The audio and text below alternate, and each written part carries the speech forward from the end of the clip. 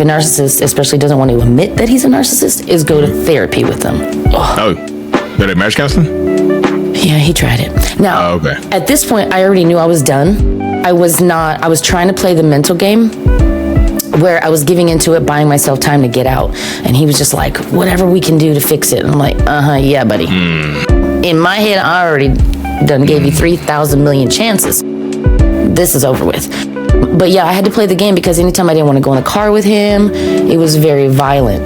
But I didn't like to go in a car with him because that was a fear of mine growing up, is dying in a car accident. It's a big fear of mine. So he uses the, speeding, getting behind people's cars, chasing, like every time he's upset with me to get me to do what he wants or comply. And I was thinking, I'm just too much in a car. Like, I'm thinking if I was to ride with you somewhere, that I would just be the same way, like anxious and stuff like that. No, it was him. And I want people to pay attention to their bodies. It's something I did not do. Something I did not do. My wedding day, I'm throwing up. Oh. I'm sick. I can't eat. I can't drink. I can't do a thing. I mean, I'm barely walking. My entire family, his entire family, you have cold feet. Just do it. Just go. And I wasn't paying attention to my body. I mean, I threw it for 3 years straight after that. Oh, goodness gracious. That's a lot of that. What you just said earlier about listening to your body on your wedding day. My wife, she probably has, I think she has a very similar story to that. Once we've sat down and talked about things that have happened in the past, she said she felt very similar on the wedding day, just like something wasn't right or whatever the case may be, right? We're better now, of course, because, 8 years of therapy and so on and so forth. I know. But she does mention that, just in part of her story about like not feeling whole on a wedding day. You know what I mean? It's just like feeling disconnected. I didn't pressure into doing it, but like it's just like you just said, sometimes the familiar pressure, like other people are there, your family's there, friends are there, you don't want to disappoint them, so you actually still go through with it. It sucks to hear from my end, but I get it now, right? Because it's the only way you can course correct if you hear it. Did you say it sucks from your end?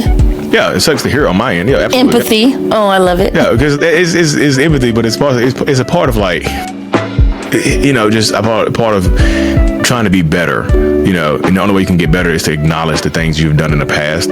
So I just like acknowledging that I didn't, provide a comfortable environment on the wedding day led to her feeling that way. And of course, she's entitled to feel that way. She should feel that way because if I'm being disconnected or I'm acting a certain type of way, she should absolutely feel awkward or anxious. And like you just said, you might be throwing up. And your body is just like rejecting him. Your body is just like, he's like a virus. You had a wedding virus. And that's 10 years. That's like 10 years in when we got married. Yeah. I mean, yeah, it was a while. I mean, he wore the mask for a very long time. And I know the end goal, he brags about having children with one woman. He's like making sure. But I feel like when I look back in the beginning of our relationship, like he brags about it to his friends.